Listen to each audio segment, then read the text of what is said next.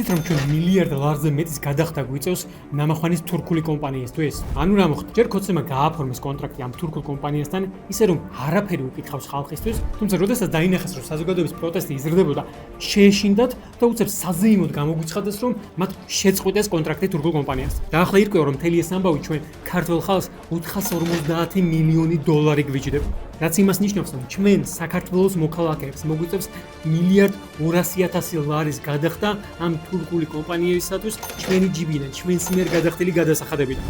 ან როდესაც თქვენ შეხვდათ მაღაზიაში და იყიდით სიტყვაზე კარაქს 10 ლარად, იქიდან გადახდილი 2 ლარიდან თანხა წავა მათ შორის ამ თურქულ კომპანიასთან. როდესაც თქვენ მთელი თვე იმუშავებთ და თქვენ 1000 ლარს მიიღებთ, 250 ლარი თქვენ ჩამოგეჭრებათ, რომლიდანაც თანხა ასევე წავა ამ თურქულ კომპანიასთან. იმანიშვილმა მშვენივრად იცოდა რომ კონტრაქტის გაწყვეტას ჯარიმა მოყვებოდა, თუმცა ეს მას არ ადარდებდა, იმიტომ რომ იცოდა რომ ამის გადახდა მოგიწევდათ თქვენ და არა მას. და იცოდა ისიც რომ ამის გამო მას პასუხს არავინ მოსთხოვდა. ანუ რეჟიმმა ორივე ჯერზე როგორც კონტრაქტის გაფორმებისას, ისე შეწყვეტისას გადაწყვეტილება მიიღო მხოლოდ საკუთარი პირადი ინტერესებიდან გამომდინარე და არა ხალხის. რითაც საბოლოოდ ჩვენ მილიარდ ლარზე მეტით გვაზარალეს. ეს ამბავი კიდევ ერთხელ აჩვენებს რომ რეჟიმის ერთადერთი მიზანი არის ივანიშვილის პირადი ძალაუფლებისა და უსაფრთხოების შენარჩუნება უზრუნველყოფა. და სწორედ ამიტომ ჩვენ უნდა დავიბრუნოთ სახელმწიფო, რომელიც გვეკუთვნის ჩვენ და არა რეჟიმს და შექმნათ სისტემა, რომელიც ემსახურება ხალხს და არა ცალკეულ ოლიგარქებს.